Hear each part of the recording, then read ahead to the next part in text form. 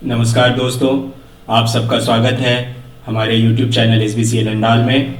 ये हमारा जो चैनल है वो हमारी संस्था Andal Swami Vivekananda educational and social welfare society का ही एक एजुकेशनल विंग है जो पूरी तरह से एजुकेशन के लिए समर्पित है। दोस्तों, ये मोशन का जो फिजिक्स का क्लास 9 का 8वां चैप्टर है उसका पार्ट 2 है।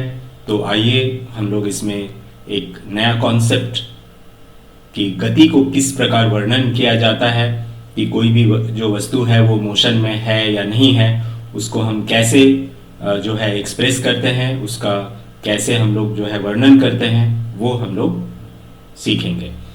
गति का वर्णन। तो देखिए दोस्तों, गति का वर्णन हम किसी वस्तु की स्थिति को एक निर्देश बिंदु द्वारा निर्धारित करते हैं। यानी कि दोस्तों, रेफरेंस पॉइंट। कोई भी वस्तु अगर चल रही है या अपना पोजीशन चेंज कर रही है, सबसे पहले तो वो अपना पोजीशन चेंज करेगी, तभी हम कहेंगे कि वो गति अवस्था में है। जैसा कि आपने पहले वीडियो में देखा है कि रेस्ट और मोशन क्या है। अगर समय के साथ साथ वो अपना पोजीशन चेंज करेगी तो हम कहेंगे कि वो मोशन में है वस्तु, और अगर समय के साथ साथ अपना पोजीशन चेंज नहीं करेगी तो हम कहेंगे कि वो रेस्ट पर है। तो दोस्तों, ये जो गति है या जो रेस्ट है, ये हम लोग जानते हैं कि रिलेटिव टर्म है। यानी कि आप किस पॉइंट से उसे देख रहे हैं, जो वस्तु के बारे में आप कह रहे हैं कि ये वस्तु रेस्ट पर है या ये वस्तु मोशन में है ना। तो आप कैसे कह रहे हैं? अगर आपके रिस्पेक्ट में समय के साथ साथ वो वस्तु अपना जगह बदलेगी, अपना पोजीशन बदलेगी, तो आप कहेंगे कि वो जो ऑब्जेक्ट है आपके रिस्पेक्ट में मोशन में है। और अगर समय के साथ साथ वो वस्तु अपना पोजीशन चेंज नहीं करेगी तो आप क्या कहेंगे कि आपके रिस्पेक्ट में वह वस्तु रेस्ट पोजीशन पर है।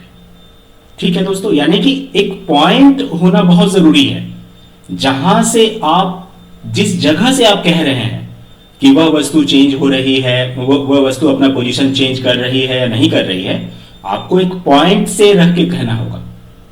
तो आप जिस पॉइंट से ऑब्जर्व करते हैं उस वस्तु को, उस पॉइंट को रेफरेंस पॉइंट कहा जाता है। दोस्तों, ये बहुत ही इंपॉर्टेंट टर्म है फिजिक्स का, जो आपको रेस्ट एंड मोशन को समझने के लिए बहुत ज्यादा जरूरत है। तो इसीलिए दोस्तों, आइए हम एक छोटा सा उदाहरण आपको लेते हैं जो एनसीईआरटी के बुक में लेके भी बताया गया है। मान लीजिए आप किसी गांव को खोजने जा रहे हैं कि फलाना गांव कहां पर है। तो आपको किसी ने कहा कि आप रेलवे स्टेशन चले जाइए और रेलवे स्टेशन से 2 किलोमीटर उत्तर दिशा में वो गांव पड़ता है। वो विलेज कहां पर है? स्टेशन से 2 किलोमीटर नॉर्थ डायरेक्शन में है। तो याद रखिए दोस्तों, उस आदमी ने जो आपको एड्रेस दिया, उसने एक पॉइंट को पकड़ा पहले, है ना। वो पॉइंट है फ्रेम ऑफ रेफरेंस। यहां पर कौन सा है? Railway station. तो रेलवे स्टेशन से आपको 2 किलोमीटर नॉर्थ की तरफ चले जाना है। तो मैंने एक छोटा सा डायग्राम यहां पे बनाया है, आइए दोस्तों देखते हैं। मान लीजिए ये रेलवे स्टेशन है, इसका 4 डायरेक्शन हमने मान लिया, ये नॉर्थ, साउथ, ईस्ट और वेस्ट। अब हमें ये जो रेलवे स्टेशन है, हमने इसे फ्रेम ऑफ रेफरेंस पकड़ा है, रेफरेंस पॉइंट, माने कहां से हमको, जहां से हमें देखना है, जहां से हमें जाना है। तो रेलवे स्टेशन हमारा क्या हो गया? Reference point. इसे हम हिंदी में निर्देश बिंदु कहते हैं। तो ये निर्देश बिंदु हो गया। अब यहां से हमें 2 किलोमीटर नॉर्थ डायरेक्शन में जाना है। ये नॉर्थ के डायरेक्शन में 2 किलोमीटर जाना है। तो ये जो स्कूल है, इसका पोजीशन कैसे कहेंगे? तो कहेंगे कि जो स्कूल है वो रेलवे स्टेशन से 2 किलोमीटर उत्तर दिशा में है। The school is in the north direction of railway station at a 2 kilometer of distance। यानी कि आपको एक पॉइंट को रेफर करना ही है, आपको एक पॉइंट को रेफरेंस करते हुए पोजीशन बताना है स्कूल का। तो ये जो पॉइंट है जिसके रेफरेंस में आप स्कूल का पोजीशन को बता रहे हैं, वो रेफरेंस पॉइंट है।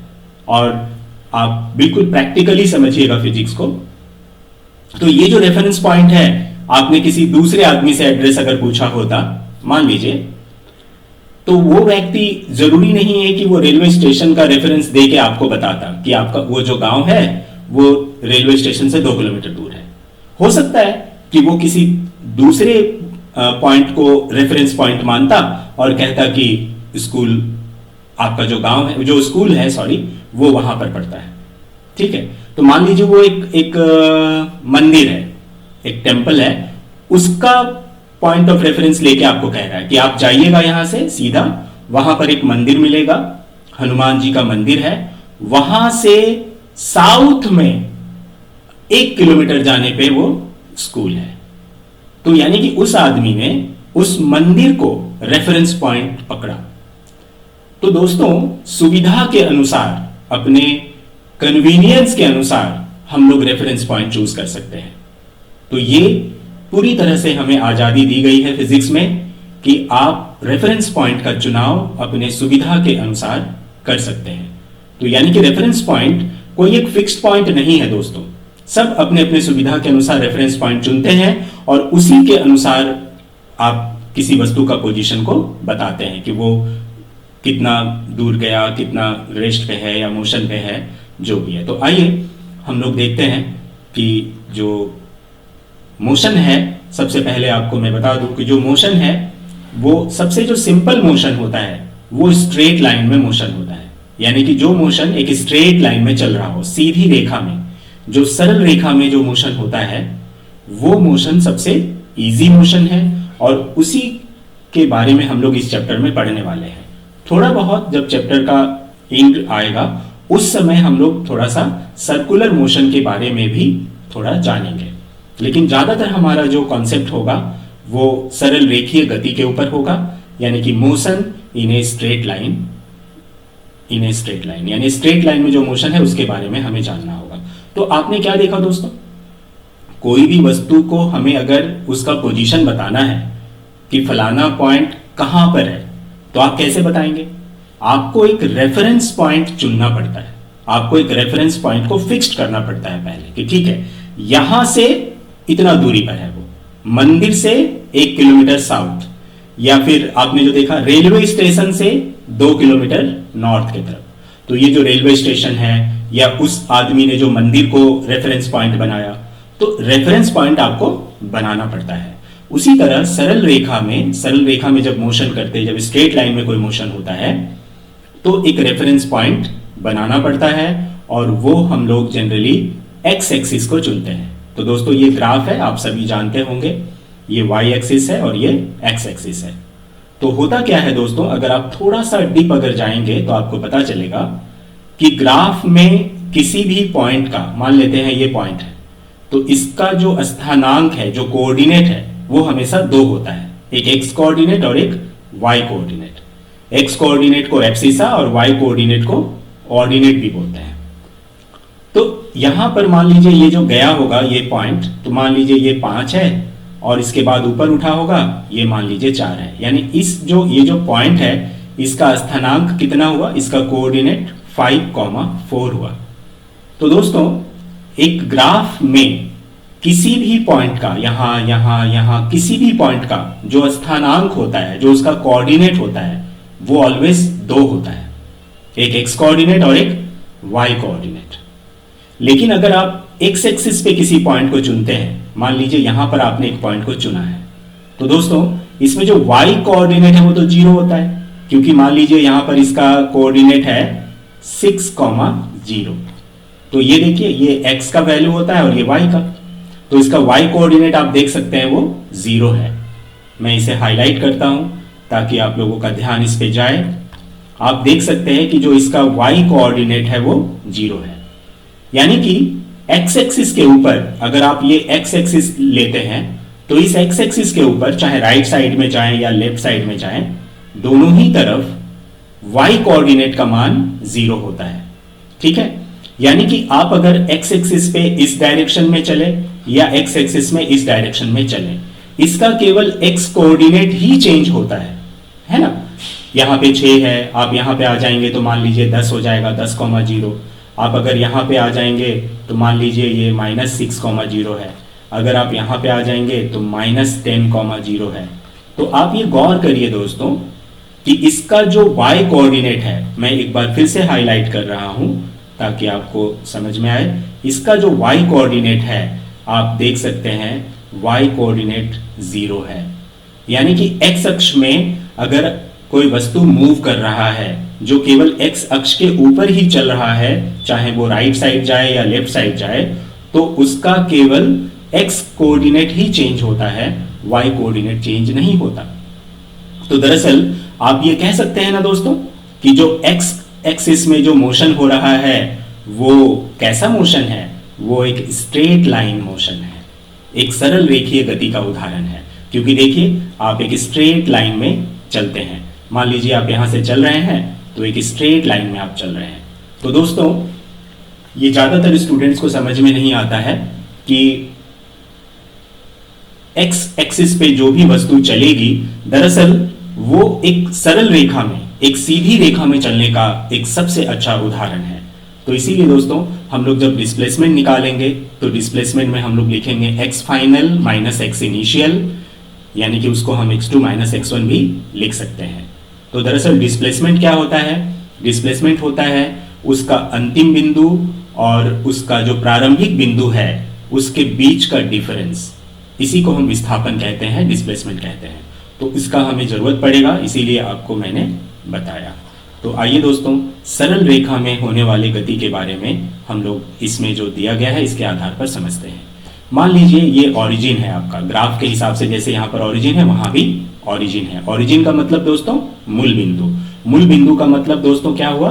Reference point. यस, ये हमारा रेफरेंस पॉइंट है। यानी कि हम जो वस्तु को देखेंगे हम कहां से देखेंगे? हम यहां से देखेंगे, ओ पॉइंट से। ठीक है दोस्तों, तो सबसे पहला काम है रेफरेंस पॉइंट को चुनना। इसके बाद दूसरा चीज आता है डायरेक्शन का, कि आपको जो रेफरेंस पॉइंट आपने लिया है, अगर आप सरल रेखा मोशन का के बारे में कह रहे हैं, स्ट्रेट लाइन मोशन का, तो उसका दो डायरेक्शन होगा। एक स्ट्रेट लाइन का दो डायरेक्शन होता है। अगर आपका रेफरेंस पॉइंट ओ है तो आप राइट साइड को आप प्लस और लेफ्ट साइड को आप माइनस ले सकते हैं। इसका मतलब क्या हुआ? अगर आप O से इस साइड की तरफ चलेंगे तो ये प्लस कहा जाएगा। अगर आप O से यानी कि ओरिजिन या रेफरेंस पॉइंट जो भी कहिए, अगर आप इस डायरेक्शन में चलेंगे तो वो नेगेटिव होगा। तो ये नेगेटिव और पॉजिटिव क्या बताता है दोस्तों? ये डायरेक्शन को बताता है कि आप उस इनिशियल पॉइंट से, इनिशियल पॉइंट यानी कि रेफरेंस पॉइंट से किधर जा रहे हैं, इधर या इधर। तो ये डायरेक्शन को बताता है। डायरेक्शन बहुत ज्यादा जरूरी है, दिशा बहुत ज्यादा जरूरी है, क्योंकि जो भी वेक्टर क्वांटिटी है, जैसा कि डिस्प्लेसमेंट है, जैसा कि वेलोसिटी है, जैसा कि एक्सेलरेशन है, इन सब में आपको ये जरूरत पड़ने वाली है। फोर्स भी एक वेक्टर क्वांटिटी है, उसमें जरूरत पड़ेगी। मोमेंटम एक वेक्टर क्वांटिटी है, उसमें इसकी जरूरत पड़ेगी। तो इसीलिए दोस्तों आपको ये कॉन्सेप्ट अच्छी तरह से आना चाहिए कि रेफरेंस पॉइंट क्या है। रेफरेंस पॉइंट सबसे पहले हम चुनाव करते हैं रेफरेंस पॉइंट का, और रेफरेंस पॉइंट के बाद हम डायरेक्शन को लेते हैं। तो आप अगर इस दिशा में चलेंगे तो ये प्लस है, और अगर आप इस दिशा में चलेंगे तो नेगेटिव है। ये ध्यान रखिएगा। यानी कि आप अगर यहां से यहां चलते हैं तो ये पॉजिटिव कहा जाएगा। अगर आप वापस आते हैं, इस डायरेक्शन में आते हैं, तो ये नेगेटिव कहा जाएगा कि आप नेगेटिव डायरेक्शन में चल रहे हैं। ठीक है, किस पॉइंट के रिस्पेक्ट में? आपको ओ के रिस्पेक्ट में ध्यान रखना है। ठीक है, तो अब हम लोग इसमें जो नेक्स्ट वीडियो में हम लोग देखेंगे, रेफरेंस पॉइंट तो आपने जान लिया। अब हम लोग जो नेक्स्ट वीडियो में देखेंगे वो होगा डिस्प्लेसमेंट और डिस्टेंस के बारे में। तो जस्ट यहीं से हम वीडियो को स्टार्ट करेंगे, क्योंकि इसी रेफरेंस पॉइंट के बाद ही आपको डिस्टेंस और डिस्प्लेसमेंट में अंतर समझ में आएगा, और तभी उस पर आधारित जो भी स्पीड या वेलोसिटी का कॉन्सेप्ट है वो आपको समझ में आएगा। धन्यवाद दोस्तों।